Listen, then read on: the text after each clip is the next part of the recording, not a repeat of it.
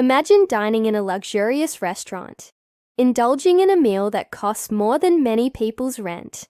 The clink of crystal glasses, the low hum of conversation, and the soft glow of candlelight create an atmosphere of wealth and comfort.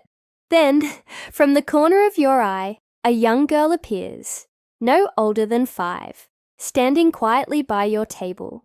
You expect her to beg, to grab the leftover food and eat it right there. But instead, she gently collects the scraps, packs them into a plastic bag, and disappears into the night without saying another word. What would you do? Richard Grant, a self-made tech millionaire, didn't just look away. Something in him stirred, and so he followed her. What he uncovered that night would stay with him forever, forcing him to question everything he knew about money, success, and humanity itself. It had started like any other celebration dinner. Richard was seated at a corner table in the Golden Plate, Portland's most exclusive restaurant. He had just doubled his company's stock value, a man at the peak of his power. His suit was perfectly pressed, his wine aged to perfection. But something inside him felt off. He swirled his wine absent-mindedly, the deep burgundy catching the low light. For a moment, he stared at the numbers glowing on his phone screen, proof of his empire, his brilliance, and felt nothing, just a strange emptiness. That's when he noticed her. At first, he assumed she was just another homeless child. But as he looked closer, his breath caught. The little girl's yellow dress was faded, her sandals worn thin. Her eyes, though, were what stopped him. They were too old for her small face. Eyes that had seen too much. Starving, but not just for food. "Can I have your food, mister? I'm hungry." Her voice was barely audible over the murmur of the restaurant, yet it hit Richard like a gut punch. His instinct was to dismiss her, to summon security. This wasn't the place for charity. But then, something shifted. In her face, he saw something hauntingly familiar, a distant fragment of his own childhood. He nodded, sliding his half-eaten lobster toward her. "Take it." But instead of eating, she carefully packed the food into a crumpled bag and whispered, "Thank you," before running off into the night. And that was it. She was gone. He sat there, frozen, staring at his now empty plate. Why didn't she eat? Why was she alone? What was going on? Unable to shake the feeling, Richard rose from his chair, tossed a few bills on the table, and stepped outside. The city lights sparkled around him, but all he could see was that little girl. His leather shoes tapped against the pavement as he followed her trail, unsure why he even cared. But something deeper than logic pulled him forward. He finally spotted her, running into an alley, small frame vanishing into the shadows. He picked up his pace, and what he saw in that alley stole the breath from his lungs. The girl was kneeling beside another child, a girl even smaller, maybe 2 years old. She lay motionless, her skin pale and burning with fever, her lips cracked. The older girl shook her gently. "I brought food, Annie Beth. Wake up, it's lobster," just like Grandma said in her stories. Richard stood frozen, a tidal wave of guilt and horror washing over him. These were not just hungry kids. This was survival.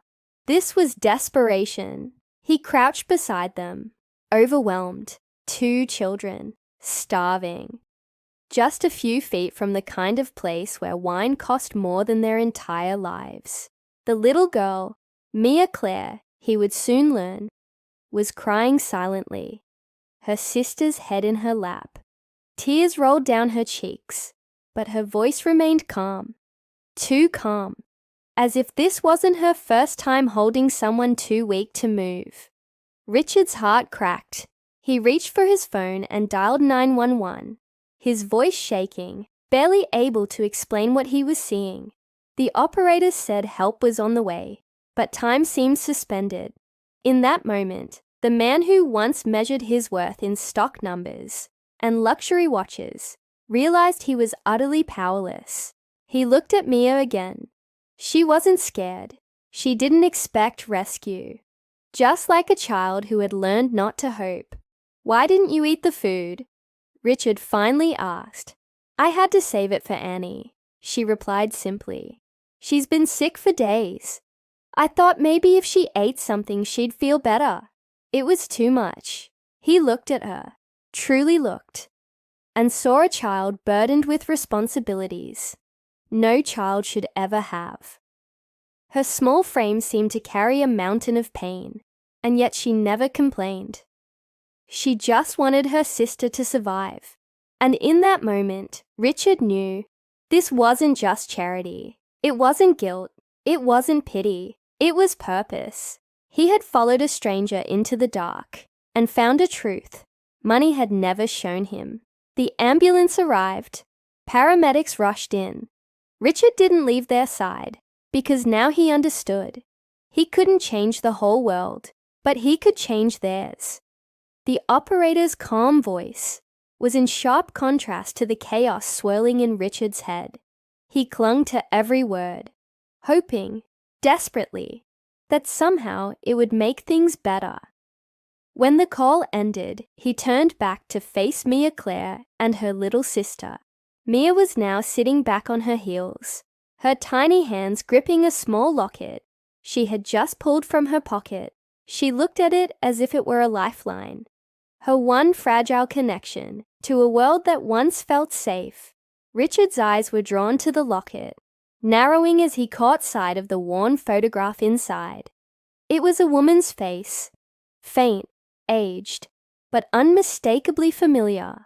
"Who is this?" he asked quietly, though deep down he already suspected the truth.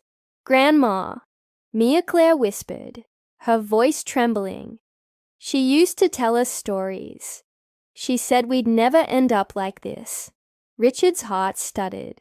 That face, that woman, Miss Emily, the same woman who had once taken him in when he had no one. The woman who taught him to believe in kindness, even when the world seemed cruel. She had given him a future when no one else would. And now, sitting in front of him, were her granddaughters, starving, abandoned, and holding on to hope with trembling hands. He felt like the ground had shifted beneath him. In all his years of wealth and power, he had left Miss Emily behind, ignored her letters, let her memory fade into the dust of his ambition. And here they were, her family, her legacy. "I knew her," Richard said softly, emotion catching in his throat. "I knew your grandmother." Mia Claire looked up in stunned silence. "You knew her," she repeated. "I'm so sorry," he choked. "I wasn't there when she needed me, but I'm here now, and I swear, I'll help you. I promise." In the distance, sirens wailed. Richard felt the full weight of his choices settle on his shoulders. This wasn't just about helping two children. It was about righting a wrong he had long buried. The days that followed blurred together. Hospital visits, urgent calls, and endless arrangements Richard had never imagined he'd be making. The girls, Mia Claire and Annie Beth, were finally safe, but the damage had been deep. Annie Beth was severely malnourished. Mia, though braver than most adults, bore emotional scars far beyond her years. Richard barely left their side at Riverside Hospital. The sense of responsibility had become overwhelming, but also transformative. For the first time in decades, Richard felt grounded, not by success or status, but by purpose. And it was Mia Claire who amazed him the most. Despite everything, she carried herself with a quiet resilience. She wasn't waiting to be saved. She was simply hoping someone would stand with her. "Grandma told me we'd be okay," she said one evening, holding the same locket tight in her palm. She said sometimes, "People just need a little help remembering the good things." Those words cut deep. Miss Emily had once told him the same thing. That belief in human goodness had saved his life. And now it lived on in Mia Claire. Weeks passed. Richard took a leave from his company, something he once thought impossible. But in truth, nothing else seemed important anymore. He made sure the girls had everything: therapy, medical care, and most of all, love. With the help of professionals, they began to heal.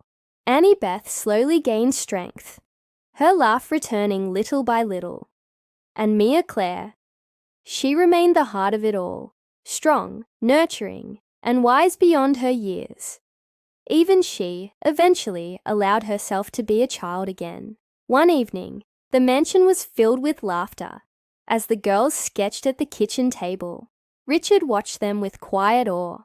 "You know," he said softly, "I think your grandma would have loved this house." Mia looked up, her eyes wide. "You think so?" "I know so," he replied, his voice thick with emotion. "And I think she'd be proud of you."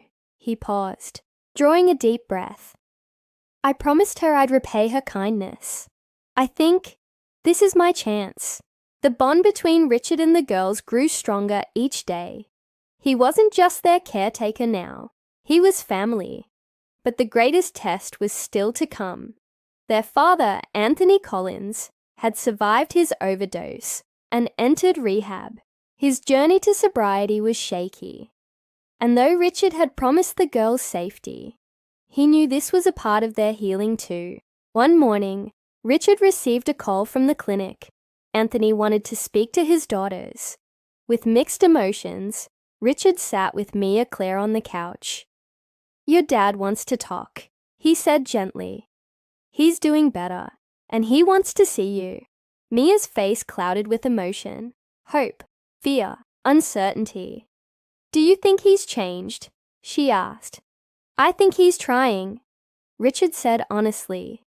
"But it's your choice whether you're ready to trust him." When the day came, they waited in the clinic's visitor room. Anthony walked in, thinner, clearer-eyed, a shadow of his former self. But standing tall, Annie Beth ran to him immediately, throwing her arms around him. Mia Claire held back, studying him closely, and then, slowly, she stepped forward. "I'm sorry," Anthony said, his voice breaking. "I know I let you down, but I'm trying now. I want to be the father you deserve." Mia nodded slowly. "We want to believe you," she said quietly. "But you have to promise. No more running." "I promise," he whispered. "I'm not running anymore." Richard watched, heart heavy but hopeful. This healing, this rebuilding, was far from easy, but it was beginning. What do you think about Richard's role in the girls' lives? Has he done the right thing? This story reminds us how powerful compassion, connection, and second chances can be. Richard's decision wasn't just about charity. It was about growth. He realized that true success isn't measured in wealth, but in love and responsibility. Mia Claire and Annie Beth showed incredible resilience. Despite everything, they still believed in the good, and in doing so, they taught all of us that healing is possible, even after the deepest wounds. Family isn't defined by blood, it's defined by who chooses to stay. We'd love to hear your thoughts in the comments. And if this story moved you, share it with someone who might need a reminder that it's never too late to choose love.